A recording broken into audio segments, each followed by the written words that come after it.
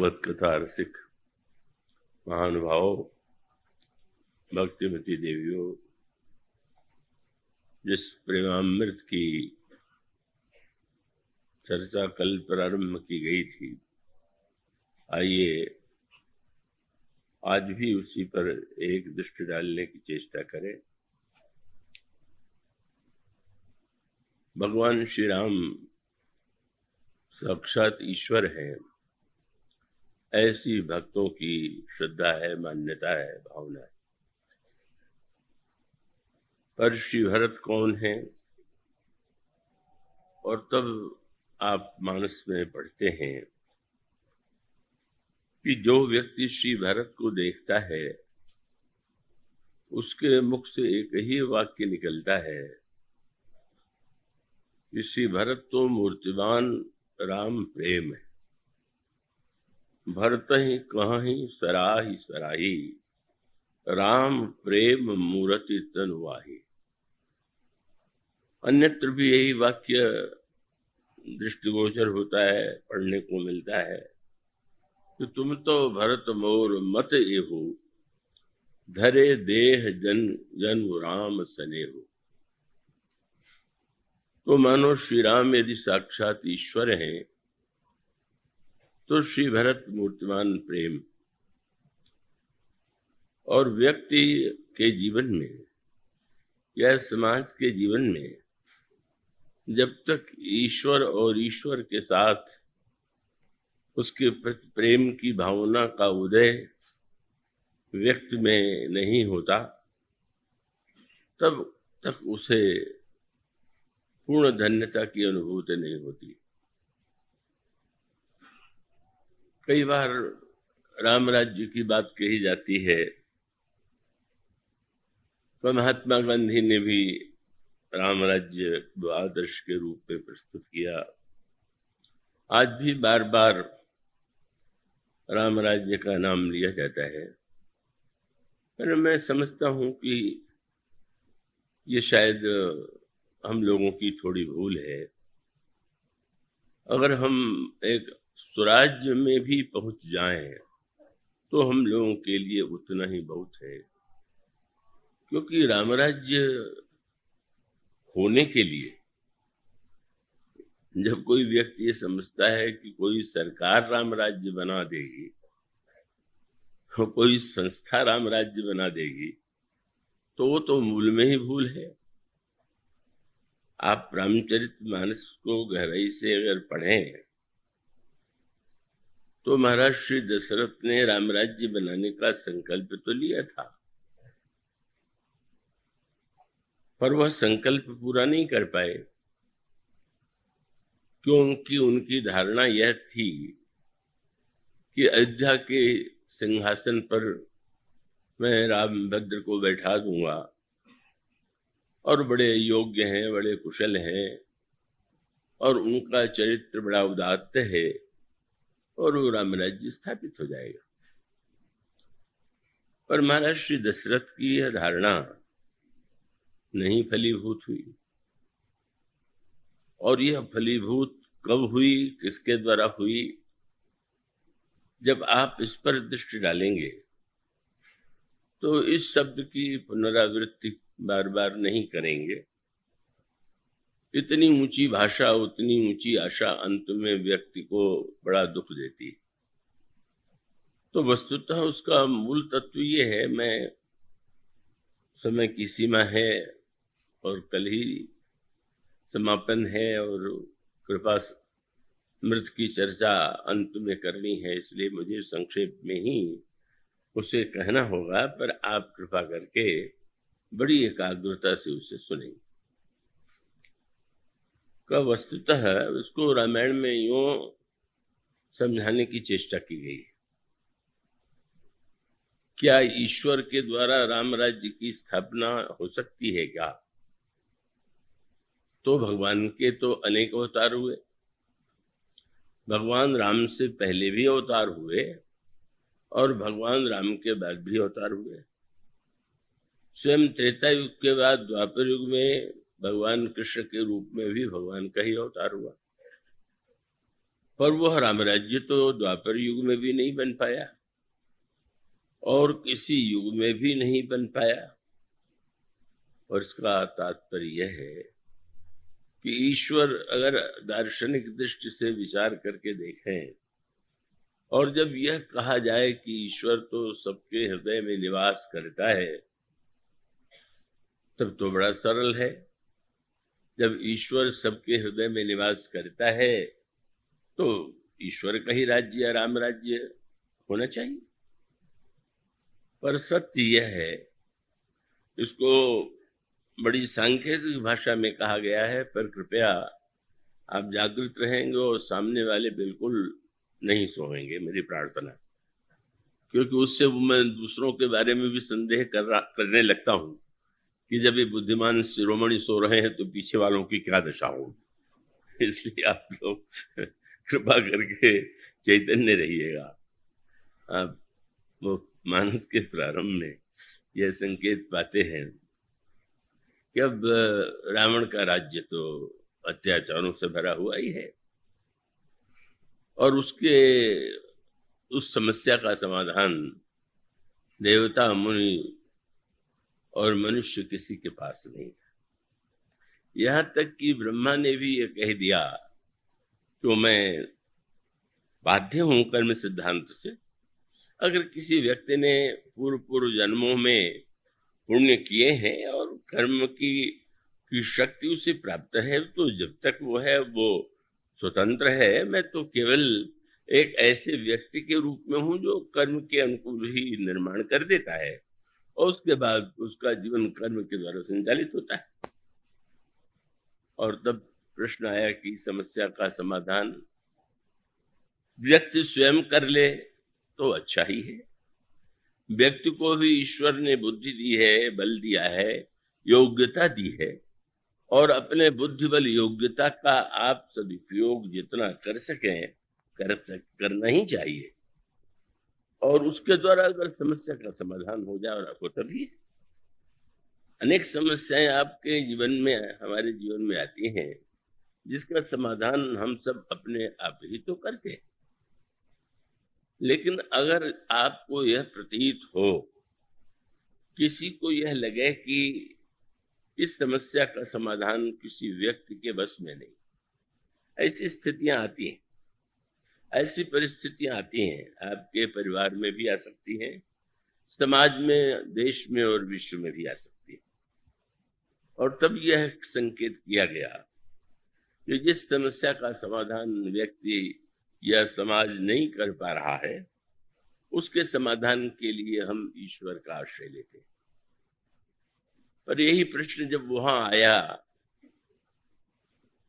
कि जिस ईश्वर के द्वारा समस्या का समाधान हो सकता है, वह ईश्वर कहाँ रहता है, तो अलग अलग लोकों में ईश्वर के निवास की बात भिन्न भिन्न देवता और मुनियों ने कही।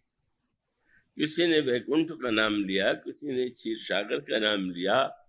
पूर्व वैकुंठ जान कह कोई, को कह पय निधि बस प्रभु सोई। जी निक यही के हृदय भगत जस प्रीति, प्रभु तह प्रगट सदा यह रीति। मतभेद है और तब सभी की दृष्टि भगवान शंकर की ओर गई, क्योंकि उस विवाद की स्थिति में शांत बैठे हुए थे। आप कृपा करके बतावें, जिस ईश्वर के द्वारा समस्या का समाधान हो सकता है, तो वह ईश्वर कहाँ रहता है? और तब शंकर जी ने यह कह करके देवताओं को के समक्ष एक प्रश्न उपस्थित कर दिया कि आप लोग पहले बताइए कि वो कहाँ नहीं रहता है। पर इस उत्तर से तो देवताओं की समस्या का समाधान नहीं हुआ। अभी तक तो यह था कि ईश्वर के पास जाएं और ईश्वर को अपनी समस्याएं सुनावें और वो समाधान दें।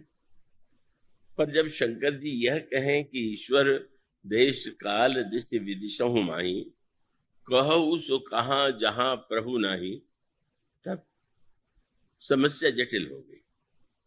और तब भगवान शंकर ने इसका जो समाधान किया उसकी व्याख्या पहले भी यत्किंचित की गई है और संकेत के रूप में उन्होंने यही कहा कि ईश्वर सर्वत्र तो है, पर वो व्यक्ति के जीवन में या संसार में कोई हस्तक्षेप नहीं करता।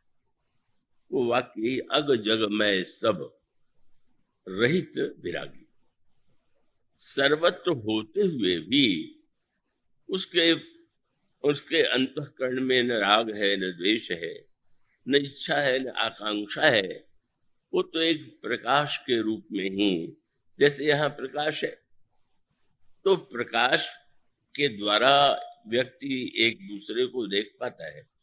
आप कथा श्रवण प्रकाश में बैठ कर के कर रहे हैं, पर प्रकाश का स्वभाव जो है वो पक्षपात और विरोध का तो नहीं।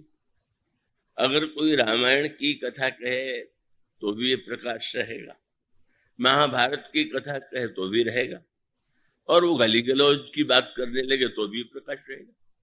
वो प्रकाश तो कभी नहीं बुझेगा। ये नहीं है कि रामायण जी की कथा हो रही तो और जरा चमक आ जाए। ये भी हो सकता है कि रामायण की कथा चल रही हो और बीच में बिजली चली जाए। तो भौतिक जगत में यह दृष्टांत पूरी तरह साकार ईश्वर के संदर्भ में नहीं है।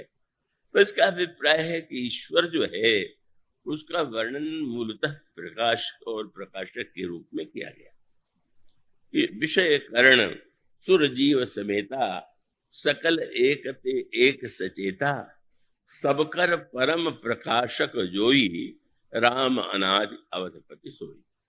वह प्रकाशक है। अब भगवान शंकर ने समाधान दिया कि वो सर्वव्यापी तो है, पर वो सक्रिय नहीं।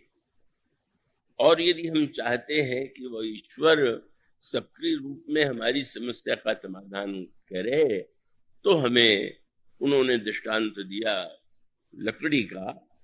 लकड़ी में अग्नि भले ही विद्यमान है, लकड़ी के घर्षण से ही अग्नि भी उत्पन्न की जाती है। वेद मंत्रों में, वेद यज्ञों में अग्निमंथन का विधान है। पर लकड़ी में अग्नि है यह समझ करके आप लकड़ी पर चाय रख दें, भोजन रख दें पकने के लिए, तो कुछ नहीं हो। आप कुछ भी करें, जब तक लकड़ी में जो व्याप्त अग्नि है उसे आप प्रकट नहीं करेंगे, तो आप वो प्रकट होते ही उस अग्नि की भूमिका आपके जीवन में प्रत्यक्ष रूप से साकार होगी। यही दृष्टांत भगवान शंकर देते हैं कि वस्तुतः सर्वत्र होते हुए भी वह व्यक्त नहीं है। और तब उन्होंने कहा कि अगर आप समस्या का समाधान करना चाहते हैं तो किसी लोक में जाकर के ईश्वर को ढूंढने की आवश्यकता नहीं है, उसे प्रकट करने की आवश्यकता है। प्रकट करने का उपाय क्या है? तो शंकर जी ने वही सूत्र दिया, अग जग में सब रहित विरागी, प्रेम ते प्रभु प्रगटई जीवयागी। प्रेम के द्वारा ही उस ईश्वर को, जब कोई भक्त, जब कोई अनुरागी प्रेम में विवल होता है, व्याकुल होता है, तो उसके प्रेम का यह परिणाम होता है कि ईश्वर जो है प्रकट हो जाता है। भगवान श्री राम प्रकट हो गए, पर कल की कथा में जो होंगे तो बहुत ही अधिक नए लोग हैं, अब उसे दोहराना तो संभव नहीं है। श्री भरत मूर्तिमान प्रेम है, और भगवान राम का प्राकृत्य बिना प्रेम के नहीं होता। अवतार तो प्रेम के द्वारा ही होता है, तो अवतार तो हो गया, पर अवतरित होने के बाद भी प्रेम की भूमिका अभी सामने नहीं आई।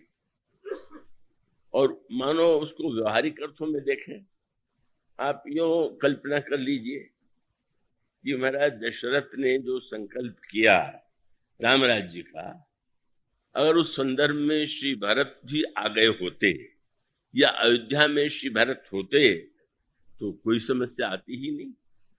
कैकेयी जी उनकी अनुपस्थिति में ही तो उनके लिए राज्य मांगती। तो इसका अर्थ ये हुआ कि श्री भरत यदि होते तो सरलता से राम राज्य बन जाता। और इसका आध्यात्मिक तात्पर्य है कि ज्ञान में ईश्वर के होते हुए भी यदि प्रेम का अभाव होगा तो प्रेम के अभाव में ज्ञान केवल प्रकाश करता है, परिवर्तन नहीं करता। ये एक बात समझ लिया। माने बिजली जो है वो प्रकाश करती है, परिवर्तन नहीं करती। परिवर्तन के लिए तो आपको पंखे से जोड़ के हवा लेनी पड़ती है। आज उसको फ्रिज से जोड़ करके शीतलता प्राप्त करते हैं। तो मानो जब तक ईश्वर के साथ प्रेम नहीं जुड़ेगा तब तक वो सर्वशक्तिमान ईश्वर भी राम राज्य बनाने में सक्षम नहीं। और स्पष्ट दिखाई देता है।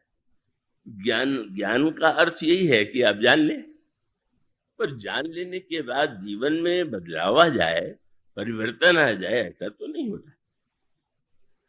ऐसे तो अनेक लोग हैं जिनका प्रवचन सुन करके आप बड़े प्रभावित होते हैं, और ऐसे अनेक बुद्धिमान श्रोता होंगे जिनकी पकड़ बहुत श्रेष्ठ है, पर इसका अर्थ तो नहीं है कि उनका जीवन बदल गया। और बदलाव के लिए आवश्यक है कि ज्ञान के साथ प्रेम भी हो। अभी क्रम से उस बात को सामने रखेंगे। कृपया आप संकेत की भाषा में उसे सुनेंगे।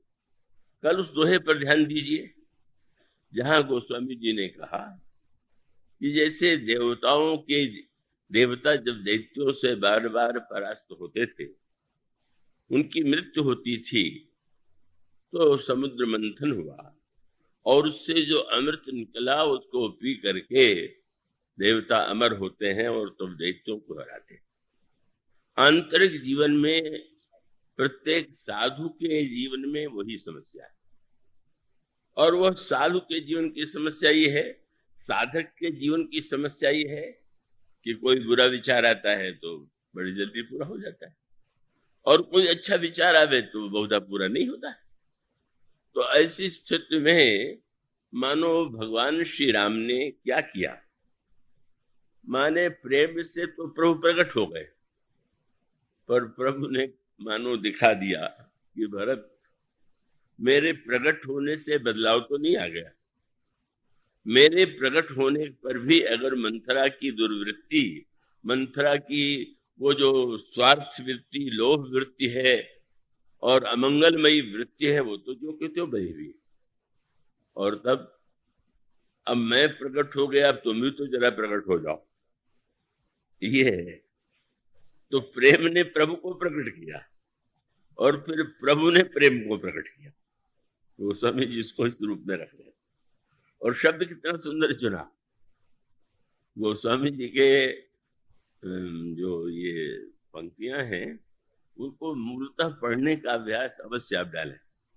यहाँ पर नित्य बहुत सुंदर एक आयोजन होता है जिसमें प्रश्नों का उत्तर बालक बालिकाओं के द्वारा दिया जाता है और उसके द्वारा उनकी योग्यता की परीक्षा होती है। तो जो महानुभाव गए थे उन्होंने बताया कि इस बार परीक्षा प्रश्नोत्तर केवल गद्य में होगा, पद्य में नहीं। तो मैंने विनम्र निवेदन किया कि शायद ये ठीक नहीं। वस्तुतः आप निश्चित रूप से और उसमें चौपाई और पंक्तियों को जोड़िए। मेरे निवेदन को सुना है कि उन्होंने स्वीकार कर लिया, मैं नहीं आ पाता, पर पता चला कि हाँ उसके लिए भी कुछ अंक रखे गए। तो वो क्यों रखे गए हैं और उसकी आवश्यकता क्या है। और आपसे भी मैं अनुरोध करूंगा कि आप रामायण पाठ का अभ्यास अवश्य डालिए, रामायण का थोड़ा बहुत पाठ अवश्य कीजिए, और रामायण के मूल शब्दों को पढ़ करके आप जितना प्रवचन का आनंद और उसका सही अर्थ समझ सकते हैं, उसके अभाव में कभी भी आप पूरा उसका रस हृदयंगम नहीं कर सकते। तो आज वो जो दोहा है, आज मैंने 2-4 श्रोताओं से पूछा किस दोहे का अर्थ बताइए, तो बुद्धिमान श्रोता जो जिन्हें मैं बड़ा बुद्धिमान मानता था वो भी सही अर्थ नहीं बता पाए। तो मुझे लगा कि आवश्यक है कि लोग रामायण को मूल रूप से पढ़ें और उसके अर्थ को भी उन शब्दों के परिप्रेक्ष्य में समझने की चेष्टा करें। तो गोस्वामी जी जो दोहा लिखते हैं वो क्या है, गोस्वामी जी ने ये वाक्य लिखा कि प्रेम अमीय मंदर विरह भरत पयोधि गंभीर मत प्रगट्यु सुर साधु हित कृपा सिंधु रघुवीर। मैंने पूछा इन बुद्धिमानों से कि मत प्रगट्यु सुर साधु हित का अर्थ क्या हुआ, तो उनका इसका अर्थ है कि देवता और साधुओं के हित के लिए। तो मैं समझ गया कि जब बुद्धिमान लोगों को यह अर्थ प्रतीत हो रहा है तो बेचारा और लोग और अन्य लोग तो भ्रमित हो जाएंगे।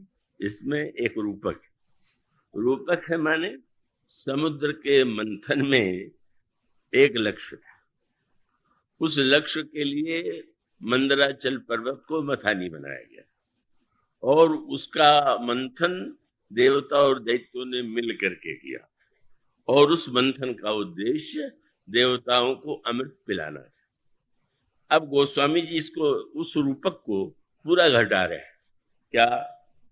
तो यहाँ जो जीवन में परम कल्याण के लिए लक्ष्य है वो प्रेम, वही अमृत। और वहां मंदराचल पर्वत था, तो यहाँ पर 14 वर्ष का जो वन गमन है श्री राम का, वही मानो मथानी। और मथ वहां पर सुरहित था, बोले यहाँ साधु ही सुर है, साधु सुर नहीं। मैंने उनसे पूछा क्या देवताओं को भी प्रेम की आवश्यकता थी क्या, कि जिसको आपने जोड़ लिया कि देवता और साधुओं के हित के लिए भगवान ने प्रेम का अमृत प्रकट किया। रूपक में मानो उधर सुर है, बोले मठ प्रगटे सुर साधु। जो सुर कौन है, बोले साधु जो है वही इसके लक्ष्य है। सुर साधु दोनों मिला के मत कीजिए अर्थ, मानो सुर ही जो साधु ही है इसके सुर है, पर उससे भी बड़ी बहुत बात कही गई। अब भगवान राम के तो अनेक नाम हैं, तो अनेक नामों में से गोस्वामी जी ने जो नाम दिया कितना अनोखा है। भगवान के प्रभुपति राघव या अनेक सत नाम है, पर गोस्वामी जी जो शब्द चुनते हैं वो तो साहित्य की दृष्टि से अद्वितीय होता है। गोस्वामी जी ने कहा प्रेम अम्य मंदर विरह भरत पयोधि गंभीर। मंथन प्रभु ने किया, पर प्रभु कौन से? मथि प्रगट्यु सुर साधु हित कृपा सिंधु रघुवीर। कृपा सिंधु रघुवीर ने मंथन किया। इस शब्द की गहराई पर आपने ध्यान दिया। श्री राम कौन है का कृपा सिंधु है। तो मानो गोस्वामी जी ये चाहते हैं कि पढ़ने वाले के मन में यह प्रश्न आवे कि भाई देवताओं ने मंथन किया, संतों ने मंथन किया, पर समुद्र का मंथन क्यों करेगा?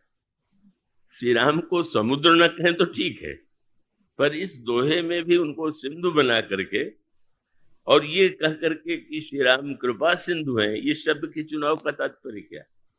मानो संकेत था कि भगवान तो कृपा सिंधु थे, पर उनको प्रेम सिंधु से उधार लेना पड़ा कि जब तक तुम संसार को प्रेम का दान नहीं दोगे तब तक मेरी कृपा सक्रिय कुछ नहीं हो पाती। माने समुद्र ने समुद्र को मथा। इसके पीछे कितनी काव्य की दर्शन की भावना है कि इस समुद्र को लगा होगा कि कुछ कमी है, उस कमी के लिए उन्होंने कृपा सिंधु ने उस समुद्र का, जिसको श्री भरत समुद्र कहते हैं, उसका मंथन किया। तो वस्तुतः कमी क्या है वो स्पष्ट है। वस्तुतः राम राज्य बाहर से नहीं आता, व्यवस्था से आता नहीं, भीतर से आता है। और जो परिवर्तन होता है वो भीतर से होता है, बाहर से नहीं। बाहर का परिवर्तन जहां अनगिनत व्यक्ति हों, अनगिनत समस्याएं हों, वो सबका समाधान केवल व्यवस्था के द्वारा तो अत्यधिक कठिन। अच्छी से अच्छी व्यवस्था की जानी चाहिए तो ठीक है। मानो परिवर्तन सही अर्थों में कब होगा? जब व्यक्ति के हृदय में प्रेम का संचार हो, प्रेम का उदय हो। और इसीलिए आप ये देखेंगे कि भगवान श्री राम के सिंहासन पर बैठने से पहले 14 वर्ष तक श्री भरत ने राज्य चलाया। बहुत सुंदर संकेत। और वो भी जो चलाया वो सिंहासन पर बैठ के नहीं चलाया, और राम राज्य के पहले एक ऐसा राज्य चाहिए जिसमें राजा न हो, और राजा यदि है तो भगवान की पादुका का सिंहासन पर उसकी स्थापना हो, और वो एक ऐसा राजा विहीन राज्य जिसका राजा तो वस्तुतः ईश्वर है और राज्य चलाने वाला मात्र सेवक है। इस 14 वर्ष के बाद कहीं जा करके जिसे राम राज्य की संज्ञा दी गई, उसका शब्द का प्रयोग किया जाता है। तो मानो स्पष्ट है कि भगवान राम थे, सब था, पर भरत नहीं थे। तो व्यवहारिक अर्थों में भी भरत होते तो समस्या आती ही नहीं समाधान की। और दूसरा तात्पर्य यह है कि भरत के अभाव में जो परिवर्तन दिखाई पड़ा वो क्या सिद्ध करता है? कृपया पूरे मनोबुद्धि चित्त से ग्रहण करेंगे। अयोध्या एक श्रेष्ठ नगर है। दशरथ एक उच्च कोट के राजा हैं, पर वे दोषों से पूरी तरह मुक्त तो नहीं है। वो दशमुख राज्य तो नहीं है। दशमुख राज्य का स्वरूप तो बड़ा अन्याय और अत्याचार से, अनाचार से भरा हुआ है। महाराज श्री दशरथ उस प्रकार के नहीं है। एक ऐसे प्रजापालक हैं जो अपने प्रजा का पालन करते हैं और धर्म पूर्वक करते हैं। लेकिन उस प्रसंग का तात्पर्य क्या है? आप ये देखेंगे कि श्री भरत के न रहने पर अयोध्या की जो छिपी हुई दुर्बलताएं थीं वो सामने आ गई, और उन समस्याओं का जो समाधान हुआ वो श्री भरत के आने पर ही हुआ। और उसका अभिप्राय क्या कि मंथरा वहां थी और कई वर्षों से थी, महारानी कैकेयी के साथ ही वो मंथरा आई थी, लेकिन अभी तक उसका वो जो विकृत रूप है वो समाज के सामने नहीं आया। लेकिन वह मंथरा सक्रिय हो जाती है। अब उसका सांकेतिक तात्पर्य है कि आध्यात्मिक भाषा में महारानी कैकेयी मूर्तिमती क्रिया शक्ति और मंथरा मूर्तिमती लोभ की वृत्ति है। ज्ञान शक्ति से कौशल्या सुमित्रोपासनात्मिका क्रिया शक्ति से कैकेयी। मंथरा कैकेयी के साथ आई, इसका सरल सा तात्पर्य होगा है कि जहां क्रिया होगी वहां पर लोभ होगा। कौशल्या के साथ मंथरा नहीं, महारानी कौशल्या के साथ भी मंथरा नहीं आई भी, और सुमित्रा जी के साथ भी आने का प्रश्न नहीं है। पर कैकेयी जी के साथ मंथरा के आने का तात्पर्य है कि जहां पर भावना और ज्ञान की बात है वहां पर लोभ के वृत्ति की अपेक्षा नहीं। पर क्रिया जहां हम और आप करते हैं, और करना हमारी लाचारी है। कैकेयी जी के बिना तो नहीं सारी घटनाएं घटित हो सकती। तो क्रिया जो है वह तो एक लाचारी है, लेकिन जहां क्रिया है वहां लोभ है। लेकिन आज तक जो है विकृति पूरी तरह से सामने क्यों नहीं आई? और इसको सरल शब्दों में यूं कहे कि जब तक मंथरा सेविका के रूप में भीतर से चाहे जैसी रही हो, कैकेयी जी की सेवा करती है, उनकी आज्ञा का पालन करती है। और लक्ष्मण जी तो उसको जरा ध्यान में रखते ही है। लक्ष्मण जी की पहली दृष्टि से समझ में आता है कि इसकी प्रकृति जो है, इसके केवल कुबड़ में टेढ़ापन नहीं है, इसके मन में भी टेढ़ापन है। पर अनर्थ कब हुआ? क्रिया के पीछे लोभ न हो तो ये बहुत ऊंची बात है, पर ऐसी बात तो नहीं सोची जा सकती कि क्रिया न हो, क्रिया हो और लोभ न हो। हाँ, पर एक सावधानी की आवश्यकता है, और वही सावधानी जब नहीं रही तो अनर्थ हो गया। जब तक कैकेयी के पीछे मंथरा चलती थी तब तक कुछ नहीं हुआ, पर जब कैकेयी जी मंथरा की इच्छा के अनुकूल उसके पीछे चलने लगी तो मनोराम राज्य नहीं बन पाया। क्रिया के पीछे लोभ हो तो चलिए कोई बात नहीं, पर लोभ आगे हो और क्रिया पीछे हो तब तो अनर्थ ही होगा। क्योंकि वह लोभ की जो वृत्ति है वो तो कभी तृप्त नहीं होती, कभी शांत नहीं होती। तो लोभ की वृत्ति जब प्रबल हो जाती है और क्रिया उसके वशीभूत हो जाती है और उसके द्वारा सिखाई गई बातों पर उसका भरोसा हो जाता है, तब वो सारे अनर्थ जो अयोध्या में हुए वो घटित होते हैं। पर उसके साथ साथ एक संकेत और भी है। कई ने दीक्षा ले लिया मंथरा से, उस अर्थ में नहीं जैसे विधिवत दीक्षा ली जाती है, लेकिन वास्तविक कई की गुरु जो है वह कौन है? मंथरा। किसी ने गोस्वामी से पूछा होगा कि महात्माओं से दीक्षा ली जाती है या आचार्यों से दीक्षा ली जाती है, ये मंथरा दासी से दीक्षा है? तो गोस्वामी जी ने कहा मंथरा कोई साधारण थोड़ी, उसके लिए उन्होंने उपाधि कौन सी जोड़ी? रामायण में जो उपाधि भरत जी के लिए है, भरत जी के लिए कहा गया कि भरत जी कौन है? बोले भगत शिरोमणि भरत थे, जन डरपहु सुरसाल। वो भक्त शिरोमणि है, तो वो तो भक्त शिरोमणि है। और मंथरा कौन? वो भी शिरोमणि। किसकी शिरोमणि है? बोले कोटि कुटिल मणि गुरु पढ़ाई। करोड़ करोड़ कुटिलों में भी जो सबसे ऊंचा हो वो है मंथरा। कुटिल मणि है, वो भक्त शिरोमणि है तो कुटिल शिरोमणि है। और इन्हीं दोनों का तो संघर्ष है समाज में। वस्तुतः संघर्ष तो केवल मंथरा का है, तो भगत शिरोमणि का तो केवल स्मरण ही हम कर सकते हैं। उनके आदर्श, उनके विचार तो हमारे जीवन में सक्रिय नहीं हो पाते।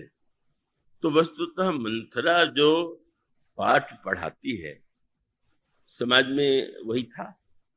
और आज जब कोई व्यक्ति कहे कि राम राज्य बनेगा कि नहीं बनेगा, तो मैं आश्चर्यचकित हो जाता हूँ कि एक व्यक्ति के जीवन में एक व्यक्ति के द्वारा इतना अनर्थ हुआ, और जहां प्रत्येक व्यक्ति के जीवन में वही वृत्ति हो। और उसका सूत्र, पहले तो लोभ के पीछे क्रिया चली, और लोभ ने फिर पहले मंथरा को एक पाठ दिया, जो जो जैसे मैं बताऊं वैसे ही बोलना, वैसे ही करना। और तब विवाह में ये जो वचन लिया गया है कि कैकेयी के गर्भ से जन्म लेने वाले पुत्र को राज्य मिलेगा, उसको तो भूल करके भी नया दिलाना। कितनी पैनी दृष्टि! क्यों? उससे भी तो उद्देश्य पूरा हो गया। राम को राज्य नहीं मिलेगा तो भरत को मिलेगा, तो इच्छा तो पूरी हो गई। पर लोभ की वृत्ति कहती है कि इसमें क्या आनंद है कि हमारी इच्छा पूरा। अपने लाभ से ही आनंद थोड़ी है, जब तक दूसरों को हानि न हो। अपनी उन्नति से क्या है, जब तक दूसरों को नीचे न गिरा दे, उन्नति न कर दे। अभी तो विचार करने की बात है। केवल हम अपनी ही उन्नति चाहते हैं कि साथ साथ दूसरे की भी उन्नति चाहते हैं। यही मानो मंथरा कैकेयी समाज और हम सब लोगों के जीवन की जो मंथरा है, उसकी वृत्ति तो यही है। हमारा सारा सुख अपने सुख से नहीं है, हमारा सारा दुख अपने दुख से नहीं है। हम दूसरों का सुख देख के दुखी होते हैं। हमारे सामने प्रश्न नहीं होता है कि हमारे पास क्या है, हमारे सामने प्रश्न होता है कि पड़ोसी के पास क्या है। और पड़ोसी के पास अगर मुझसे अधिक है तो हम दुखी हो गए। मानो हमारा सुख दुख जो है उसको परिभाषित यदि करें तो हम दूसरे को दुख दे करके प्रसन्न होते हैं, दूसरे की औन्नत में प्रसन्न होते हैं। और इसलिए मुझे तो वही गाथा जो मेरे परिचय के सामने के द्वारा घटित हुई बार बार याद आती। ईंट भट्टे के व्यवसायी आज जो नहीं है, व्यवसायी थे, कथा से भी प्रेम करते थे और विशाल ईंटे का व्यवसाय था। और एक वर्ष लोगों ने कहा कि इस वर्ष तो पांडे जी को बड़ा लाभ हुआ। तो आए तो देख के तो नहीं लगा कि लाभ हुआ, उदास ही कुछ लगे। तो मैंने पूछा, आप प्रसन्न हैं? सुना तो लोग तो कहते हैं कि इस वर्ष अच्छा लाभ हुआ। हाँ, हुआ तो है, लेकिन देखिए पिछले वर्ष जब ईंट जो है कच्ची बन गई थी, बरस गया, पानी बह गया, तो बार बार याद आती है कि उस वर्ष भी अगर इतना लाभ हो गया होता तो कितना अच्छा था। मैंने कहा छोड़िए, अब तो नहीं हुआ, इस वर्ष तो हुआ। हाँ हुआ तो, पर क्या पता अगले वर्ष क्या होगा कि नहीं होगा। मैंने कहा अगले वर्ष की चिंता में अभी का दुख, अभी क्यों दुखी हो रहे? बोले क्या दुख, सुखी हो, हमारे दूसरे व्यवसायी को मुझसे दूना लाभ हो गया, हमने, अब आपका दुख नहीं मिटेगा। पहले को नहीं हुआ, बाद में होगा कि नहीं हुआ, और मेरे पड़ोसी या मेरे समान व्यवसाय करने वाले को मुझसे अधिक लाभ क्यों हो गया? यही मंथरा वृत्ति है। मंथरा कैकेयी जी से कह देती है कि दुई वरदान भूपसन थाती, दो वरदान हैं, बस वही याद दिलाना, उसकी चर्चा तो भूल के भी नहीं।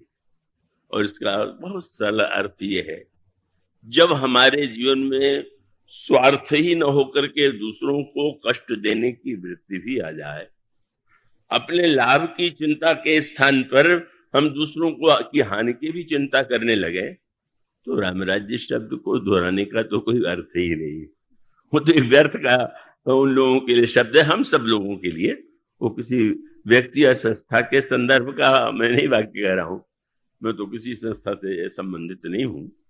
तो उसका मूल तत्व यह है कि अंततो गत्वा मंथरा और कैकेयी के द्वारा एक षड्यंत्र हुआ, पर महाराज दशरथ क्या वे दोष से अछूते?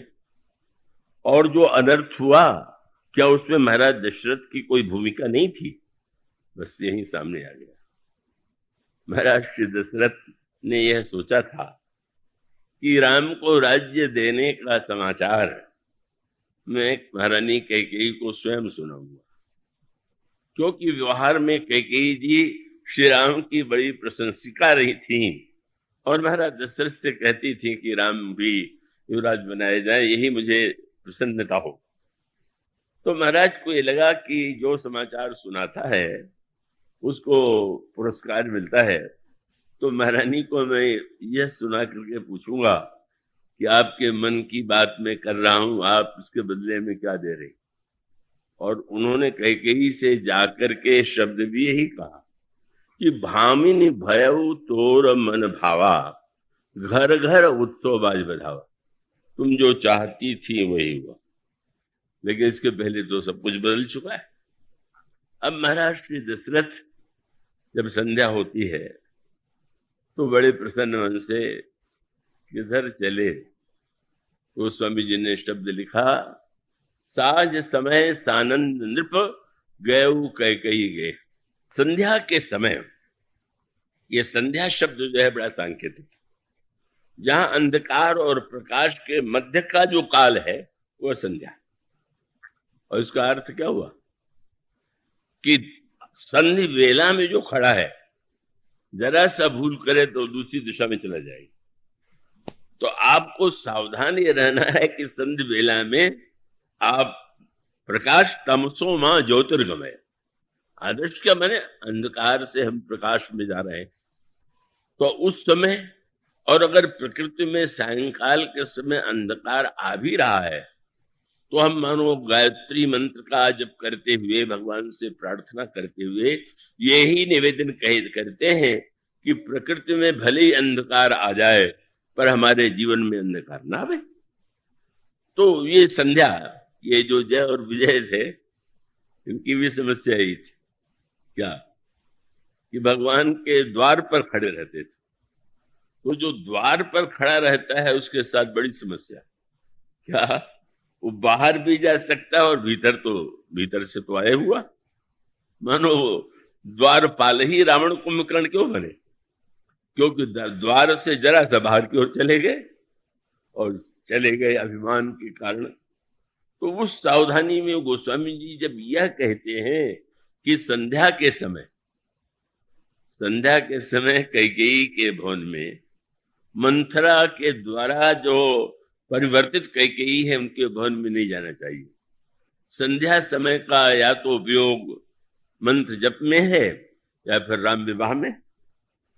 श्री राम और सीता का जो विवाह हुआ वो तो ही आया है, गो धेनु धूर बेला विमल सकल सुमंगल मूल। जानबूझ के बहुत सुंदर शब्द चुना, संध्या नहीं कहा, धेनु धूर बेला विमल। सायंकाल के लिए संध्या शब्द भी है। और धेनु धूर का अभिप्राय है गाय शाम को चर करके लौटती थी तो उनसे जो धूल उड़ती थी वो है, तो सायंकाल के समय गाय के चरणों की धूल जो है उड़ रही है। और ये माना जाता है कि इस गाय के द्वारा, उसकी धूल के द्वारा हमारा हृदय गाय को हम पवित्र मानते हैं। और दूसरी ओर तात्पर्य गाय क्या है, सात्विक श्रद्धा धेनु सुहाई। इसका अभिप्राय है वह बेला कि जहां पर दिव्य मिलन हो रहा है वहां प्रकाश और अंधकार का भौतिक मिलन तो मनुष्य के जीवन में अंधकार बना सकता है, पर जहां श्री राम का श्याम रूप और जनक नंदिनी का उज्जवल रूप दोनों मिल रहा हो, उस विवाह के बेला में तो आनंद ही आनंद है। बड़े बड़े योद्धा भी काम के बाणों को सह नहीं पाते, घायल हो जाते हैं। मानो संकेत यह था राम राज्य कहाँ बनता। लोभ और क्रोध तो पहले थे, जो बचा हुआ था काम वो लेके महाराज पहुंच गए। तो काम क्रोध लोभ की वृत्ति जब तक समाज में व्यक्ति के जीवन में बुरे नहीं अच्छे लोगों के जीवन का पर भी अधिकार कर ले तो फिर वो आप ये कल्पना नहीं कर सकते हैं कि वहां पर वह उदात्त भावना उत्पन्न होगी जो राम राज्य के लिए आवश्यक है। महाराज श्री दशरथ जाते ही नहीं है, मानो एक नई बात हुई। भक्त लोग बार बार भगवान से प्रार्थना करते हैं, रामचंद्र चंद्र को चकोर मुहि कीजिए। रामचंद्र मुखचंद्र छवि लोचन चारु चकोर। श्री राम का मुख चंद्रमा है और भक्त चकोर की तरह है। महाराज श्री दशरथ भी श्री राम भक्त हैं और श्री राम के मुख के चंद्र के चकोर हैं। लेकिन कैकेयी को जब मनाने लगे तो मनाते हुए उन्होंने कहा, महारानी तुम तो मेरा स्वभाव जानती हो, क्या जानसी मोर स्वभाव बरोरू तो मुख आनंद चंद चकोरू। तुम्हारे मुंह चंद्रमा का मैं चकोर हूं, तो जो रामचंद्र का भी चकोर हो और कामचंद्र का भी चकोर हो वो तो इस तरह नहीं रहा। मानो रामचंद्र का चकोर जब कामचंद्र का चकोर अपने को कहे, और फिर जो संवाद होता है उसका अर्थ ये है कि वस्तुतः अंतःकरण का परिवर्तन, बदलाव, दोषों का जब पूरी तरह विनाश होता है तो राम राज्य आता है। उसके पहले अनेक अनेक राज्य की अच्छी भूमिकाएं हैं, अच्छे नाम है, जाय सुराज सुजय सुखारी, तो वो उस परिणाम में हुआ कि राम राज्य तो बन ही नहीं सकता। इसलिए अब श्री भरत की आवश्यकता है, प्रेम की आवश्यकता है, क्योंकि प्रेम जीवन को परिवर्तित करता है, प्रेम बदलता है। और प्रेम की विशेषता ये है, जहां पर लेने में छीना झपटी है, अधिकार की वृत्ति है, वह तो एक समाज की मानसिक स्थिति है। गोस्वामी जी ने यही कहा कि मैं तो चाहता हूं कि लोग रामायण का उपदेश ग्रहण करें, पर लोग तो महाभारत का अनुगमन करते। रामायण सिख अनुहरत जगवे हो भारत रीत। किसी ने कहा महाराज ये तो आपका बड़ा पक्षपात। महाभारत तो एक महान ग्रंथ है, अद्वितीय है, अद्भुत है, इसमें कोई संदेह नहीं। कभी कभी ऐसी स्थितियां आती हैं। कुछ महीने पहले भोपाल में मुझे सम्मान के लिए नगर के बालिका ने राज्यपाल के महोदय के माध्यम से आमंत्रित किया। एक पुरस्कार उन्होंने रखा, रामानंद सागर स्मृति सम्मान। तो उस सम्मान के लिए जो नाम उसमें उन्होंने इस वर्ष में पहला नाम मेरे ही ले लिया। प्रश्न था कि मैं स्वीकार करूं कि न स्वीकार करूं। तो मैंने यही कहा कि महत्व तो न तो रामानंद का है न राम किंकर का है, महत्व तो राम का है। श्री राम के जो चरित्र है उनको अच्छे ढंग से उन्होंने प्रस्तुत किया। और रामायण का उद्देश्य भी यही है कि रामायण को प्रस्तुत किया जाए, पर अंतर है। एक बुद्ध सागर ने लिख दिया था कि तुलसीदास और वाल्मीकि जो नहीं कर पाए वो रामानंद सागर ने किया। ये तो मूर्खता की भी पराकाष्ठा होती है। मैंने यही कहा कि उस विधा में ये एक विशेषता है कि व्यक्ति प्रभावित तो होता है और उसमें स्थायित्व तो नहीं होता। और उसका अनुभव जो किया बताया। लखनऊ में हमारे एक परिचित सज्जन है, बड़े अधिकारी हैं। जब रामायण के दूरदर्शन पर दिखाया जा रहा था तो बच्चा धनुष बाण लिए हुए तो खेलता रहता था, बड़ा उसको आनंद आया हुआ था। पर रामायण के अब तो दूरदर्शन पर तो नए नए आते ही रहेंगे। फिर महाभारत आ गया, तो जब मैं दूसरी बार गया तो धनुष बाण कहीं नहीं दिखाई पड़ा। पहली बार तो लगा कि वो राम बनना चाहता है। जब धनुष बाण नहीं दिखाई पड़ा तो मैंने पूछा, आजकल तुम क्या देखते हो, महाभारत देखते हो कि नहीं? देखते हैं। तो महाभारत में तुम्हें सबसे अच्छा कौन लगता है और तुम क्या बनना चाहते हो? तो उसने कहा, मैं शकुनी बनना चाहता हूं।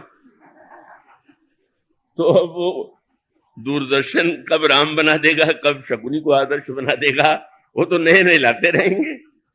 तो वस्तुतः आदर्श तो स्थायी होना चाहिए का। इसलिए वो स्वामी जी ने जब ये कहा कि लोग महाभारत, तो उन्होंने कहा कि मैं महाभारत के ज्ञान की निंदा नहीं कर रहा हूं। महाभारत में तो इतना तत्व ज्ञान है, भगवत गीता भी उसी में है। पर वो लोगों को लगता है कि रामायण पढ़ेंगे तो राम भरत की तरह भाई भाई को के लिए त्याग करना पड़ेगा, और महाभारत पढ़ के भाई भाई लड़ तो सकते हैं राज्य के लिए। इसलिए अच्छा यही है कि हम रामायण के स्थान पर महाभारत को ही अपना आदर्श बनाए। राहुल रामायण में गोस्वामी जी ने कहा, रामायण सिख अनुहरत जग भयो भारत रीत। क्या करें, बोले तुलसी सठ की को सुने, मुझ तुलसी दुष्ट को कौन सुने, बोले गल कुचाल पर प्रीत। तो सरल सा तात्पर्य ये है कि वस्तुतः जब जीवन में, मन में, सोचने में और पूरी तरह से परिवर्तित हो जाता है व्यक्ति, जब तक नहीं होता तब तक वो अच्छा व्यवहार करने की चेष्टा करे, वो ठीक है। लेकिन जब वो पूरा परिवर्तन होगा तब कहीं जाकर के राम राज्य मिलेगा। और यह परिवर्तन श्री राम के रहते हुए नहीं हो पाया, श्री भरत के द्वारा हुआ। श्री भगवान राम ने दिखला भी दिया। भरत पयो मधि प्रगटो सुर साधु हित कृपा सिंधु रघुबीर। भगवान श्री राम ने स्पष्ट दिखा दिया, मैं समाज को पूरी तरह नहीं बदल सकता, बदलने की सामर्थ्य तो भरत में। और यह जो भरत का प्रेम है, प्रेम का मूल आधार क्या है, प्रेम का दर्शन क्या है? प्रत्येक व्यक्ति जीवन में लाभ चाहे, स्वार्थ की पूर्ति चाहे, यह तो एक जगत का व्यवहार है ही। पर प्रेम की व्याख्या शब्दों में संभव ही नहीं है। देवर्षि नारद ने जो प्रेम दर्शन लिखा उसमें यही कहा, अनिर्वचनीयम प्रेम स्वरूप। प्रेम का स्वरूप वाणी का विषय नहीं। फिर भी प्रेम को समझने का एक किंचित यदि प्रयास करें तो इसका अर्थ है, जब छीनने की प्रवृत्ति है तो रावण का राज्य है, और जब देन लेन ठीक है तो मानो दशरथ का राज्य। न्याय दृष्टि से प्रत्येक व्यक्ति को जो मिलना चाहिए मिलना, और जहां पर केवल देना ही देना हो, कुछ चाहिए ही नहीं, तब वो प्रेम है। तो इतने बहुत है कि छीनने के स्थान पर व्यक्ति में कम से कम न्यायपूर्वक वितरण की भावना तो आ जाए। लेकिन प्रेम का उदय, जो प्रेम की वृत्ति है, उसको अगर समझना चाहें तो मानो समझने के लिए श्री भरत का जो चरित्र है वह एक प्रमाण है, और उसके माध्यम से हम समझ सकते हैं श्री भरत के लिए अयोध्या का राज्य उपलब्ध था। श्री रामभद्र माता पिताजी की बात की, सत्य की रक्षा करने के लिए बन चले जाते हैं, और बन जाते हुए भगवान श्री राम का महानतम आदर्श क्या है? आप अपने सत्य की रक्षा के लिए सब कुछ करने को तैयार हो तो भी बड़ी बात। लेकिन धन्य है श्री राम, उनका शील कि उनके सत्य का प्रश्न नहीं था। पिताजी ने कोई वचन दिया था तो पिताजी के वचन की रक्षा पिताजी करें। पर श्री रामभद्र की विशेषता यह है कि नहीं, पिताजी के वचन की रक्षा के लिए वे बन जाते हैं। और उस संदर्भ में आगे चल करके श्री भरत ने या प्रेम की दृष्टि से जब घटनाओं को देखे, एक दृष्टि तो धर्म की है, न्याय की है, और दूसरी दृष्टि प्रेम की है। तो धर्म की दृष्टि माने न्याय की दृष्टि, और प्रेम की दृष्टि श्री भरत आते हैं। और तब आप देखते हैं अयोध्या का पूरा समाज बदल गया, और वो उनके द्वारा जो कुछ किया गया वो एक ऐसा परिवर्तित होता गया, बदलाव आता गया। और उसका जो श्री गणेश होता है उसकी पूरी व्याख्या का तो खास नहीं है। किस तरह से महारानी कैकेयी को ग्लानि और पश्चाताप हुआ कि मैंने राम के लिए वन मांग के कितना बड़ा अनर्थ किया। उस बात को तो श्री भरत जैसा भक्त ही, जिसको राज्य दिया जा रहा था, पिताजी ने तुम्हें राज्य दिया है, तुम राज्य स्वीकार करो। और उसके साथ साथ गुरु वशिष्ठ ने कहा कि भरत, तुम जानते हो तुम्हारे पिता इतने महान थे कि उन्होंने सत्य के लिए राम को भी छोड़ दिया, और श्री राम से इतना प्रेम करते थे कि राम के लिए उन्होंने शरीर छोड़ दिया। तो तुम अब एक कार्य करो, मैं जानता हूं कि तुम्हारे अंतःकरण में राज्य का लोभ नहीं है, और ऐसी स्थिति में एक ही उपाय है, तुम 14 वर्ष के लिए राज्य स्वीकार कर लो, और उसके पश्चात जब श्री राम आए तो लौटा देना। तो पिताजी की आज्ञा का भी पालन हो जाएगा, और तुम्हारी भावना जो है वो पूरी हो जाएगी। तो उन्होंने यही कहा कि सौंपे हो राज राम के आए। पर मंत्री लोग सुन करके चौंके, गुरुजी जो कह रहे हैं वो तो ठीक नहीं है। ये कह रहे हैं कि 14 वर्ष राज्य करो और बाद में छोड़ देना, पर एक सिंहासन पर बैठने पर कोई छोड़ना चाहता है क्या? एक बार भले ही कुछ दिन के लिए बैठे, पर बैठने के बाद फिर तो छोड़ने, यही तो बड़ी जटिल समस्या है।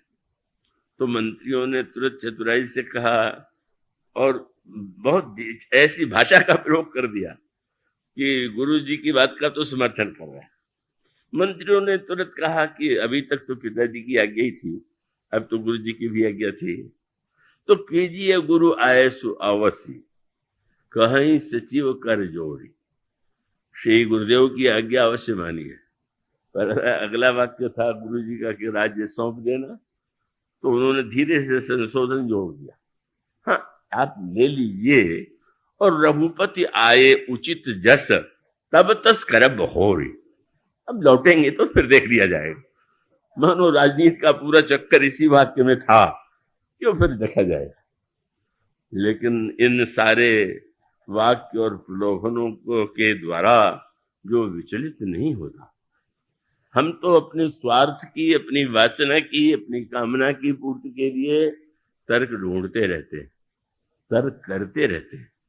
पर जिनके सामने प्रत्येक तर्क राज्य के समर्थन के लिए आया, और धीरे से याद दिला दिया गया कि सुन सुख लहब राम वैधि, श्री राम भी यदि सुनेंगे कि भरत सिंहासन पर बैठ गए तो बड़े प्रसन्न होंगे। लेकिन कितने विलक्षण चरित्र वाले श्री भरत हैं, और प्रेम की विलक्षणता ये का गहराई से विचार करके देखें तो लक्ष्मण जी और भरत जी का बहुत बड़ा अंतर ये है कि लक्ष्मण जी की भाषा वो तो बहुत ही सत्यनिष्ठ तो होती है, पर श्री भरत कठोर से कठोर बात को भी इतना मीठा बना देते हैं।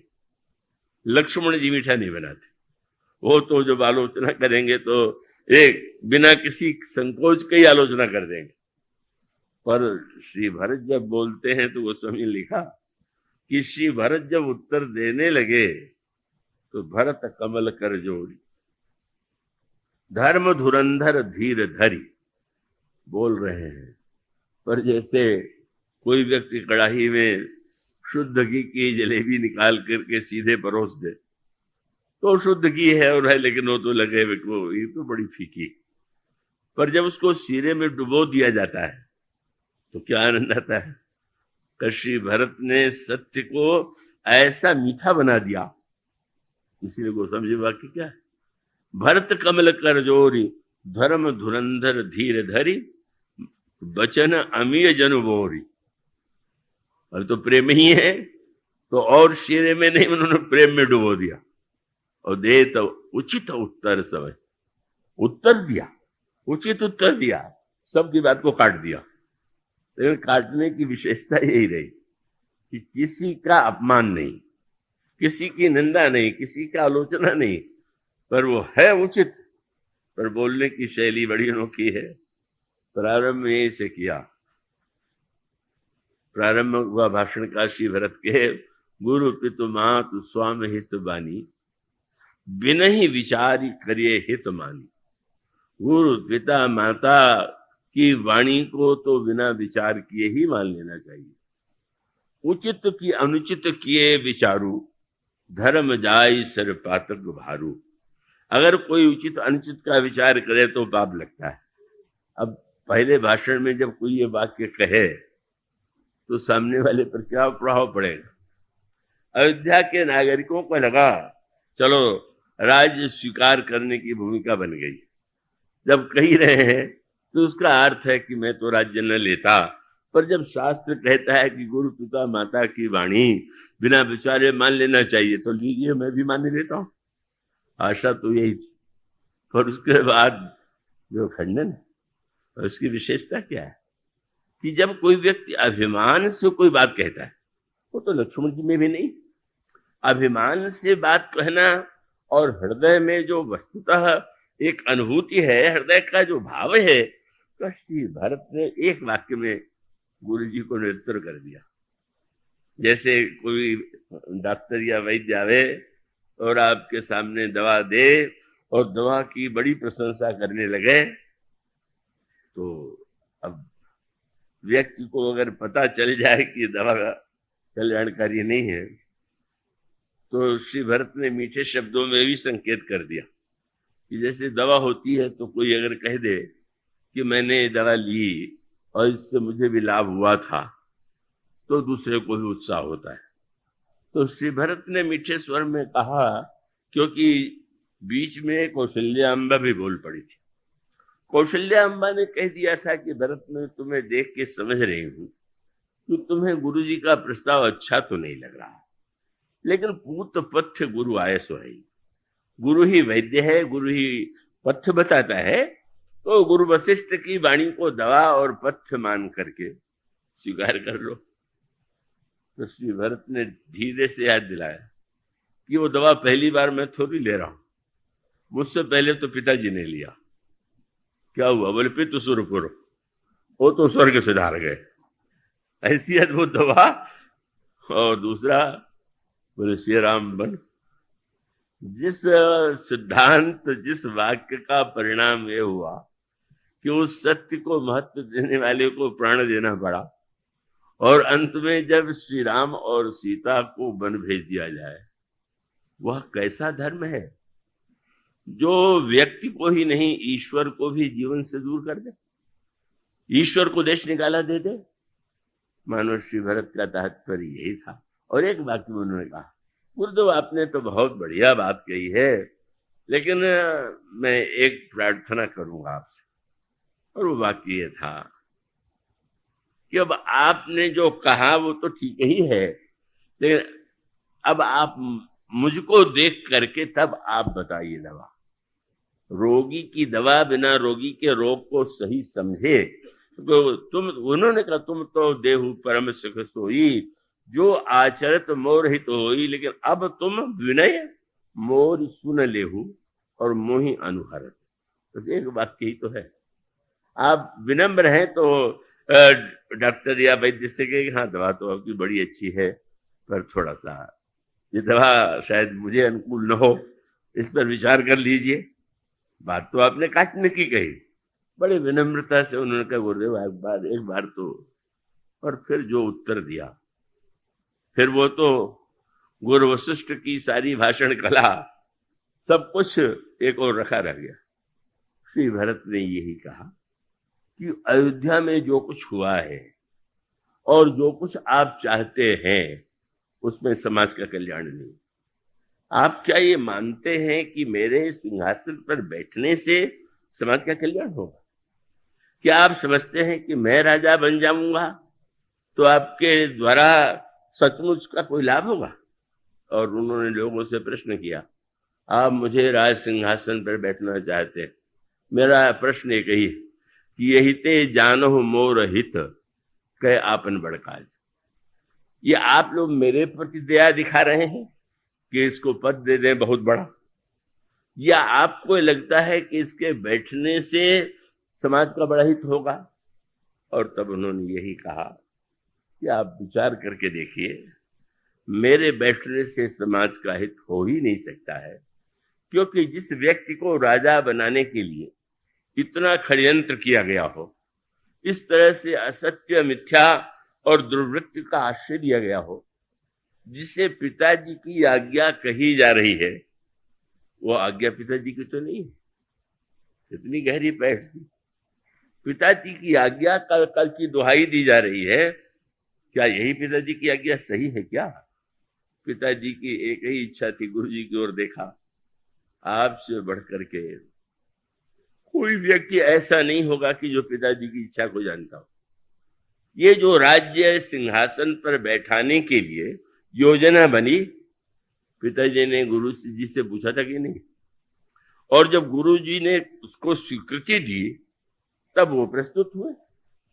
तो उनका तात्पर्य मानो यह था कि आपसे उन्होंने आज्ञा मांगी, आपने स्वीकृति दिया, और इसके बाद जब ये कहा जा रहा है कि उनकी आज्ञा मेरे सिंहासन पर बैठने की है, इसमें कितना सत्य है।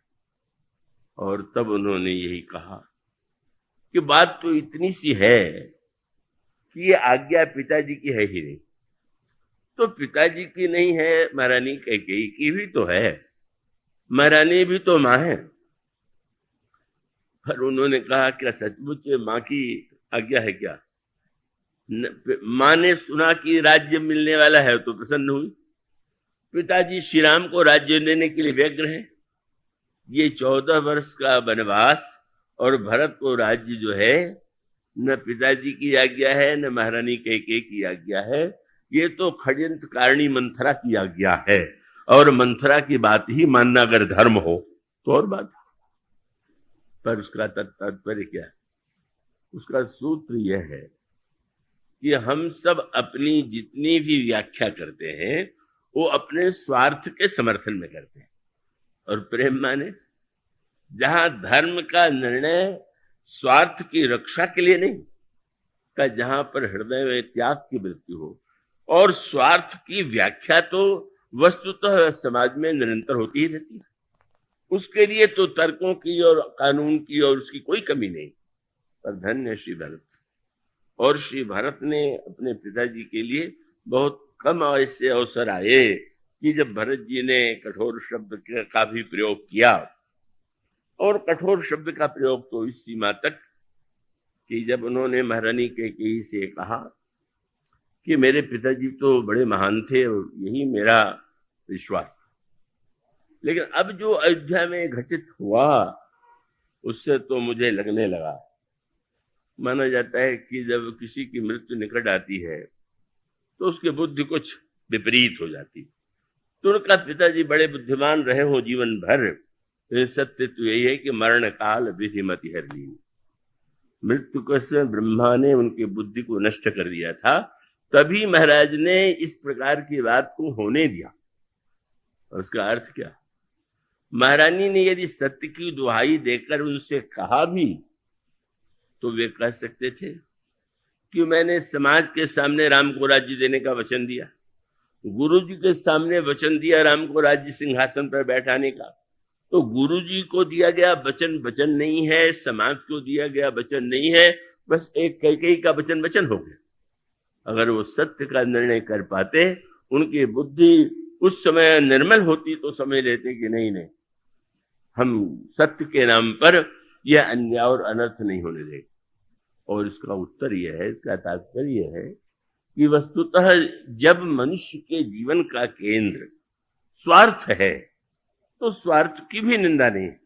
अगर वह स्वार्थ दूसरे के स्वार्थ में और अपने समर्थ स्वार्थ में एक सामंजस्य बना सके तो समाज चलता है। लेकिन जब स्वार्थ की स्थिति यह हो जाए कि व्यक्ति निरंतर अपने स्वार्थ के लिए सब कुछ करने के लिए प्रस्तुत हो जाए तो फिर वो तो अन्याय और अनर्थ है।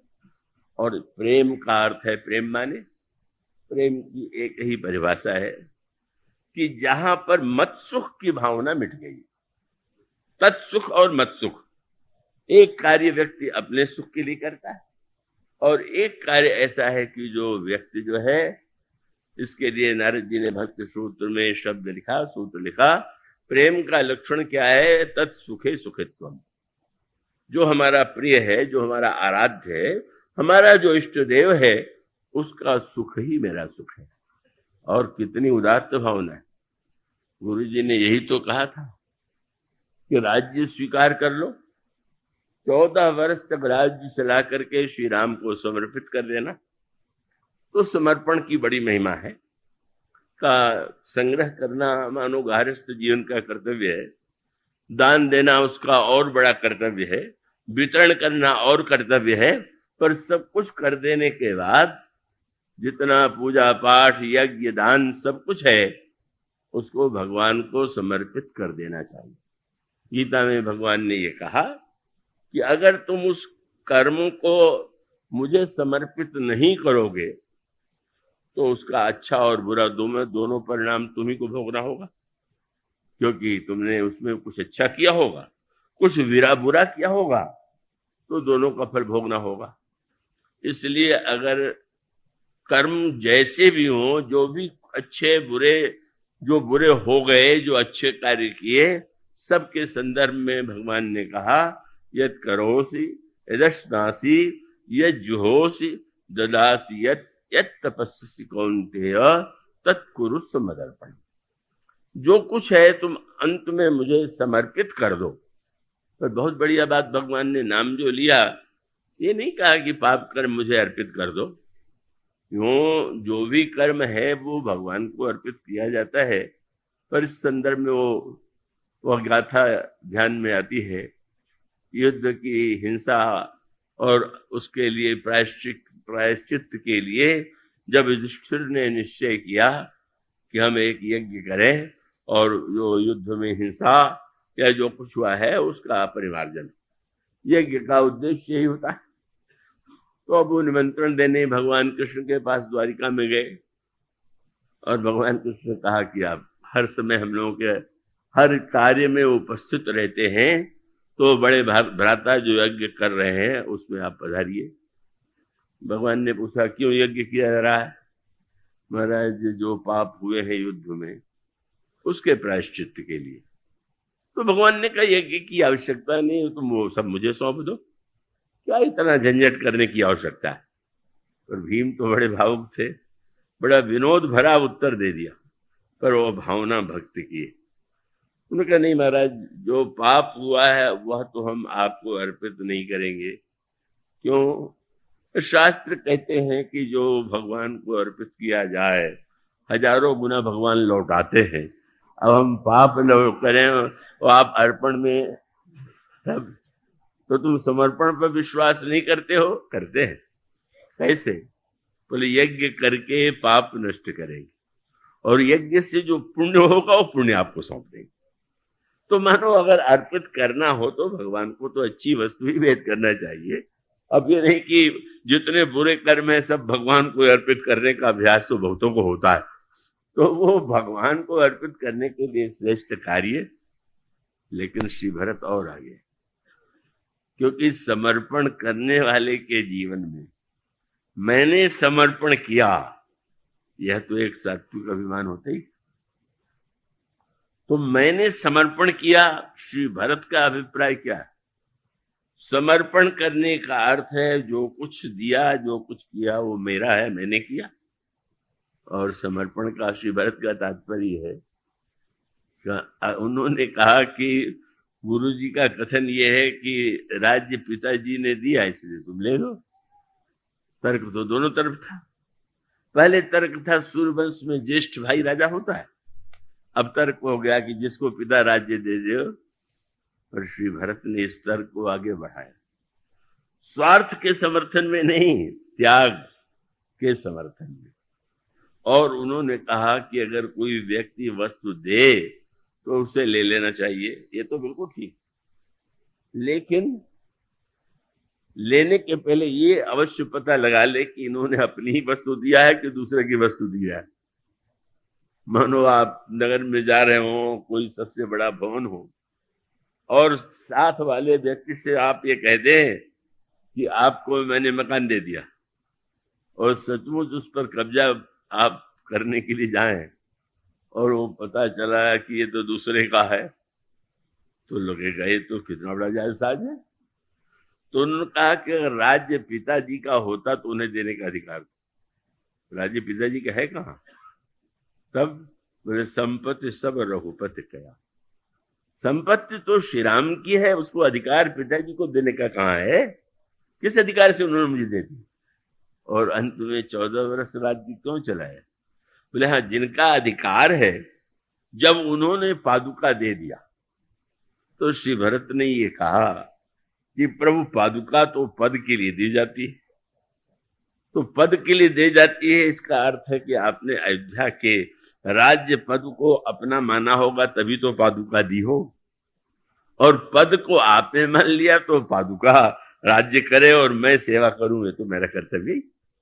मानो ऐसी समर्पण, ऐसे त्याग की वृत्ति का जब उदय होता है और पूरी तरह से जीवन मन बुद्धि बदल जाती है, तब कहीं जाकर के इस प्रेम के द्वारा जो परिवर्तन होता है, हुआ सब में हुआ। साधारण व्यक्तियों से लेकर के महान से महानतम उस युग के जो व्यक्ति थे, उन्होंने भी श्री भरत के आदर्श को, उनके चिंतन को, उनके विचार को हृदयंगम किया और उसे समाज में जब वो बिना प्रयास के ही प्रसारित हो गया।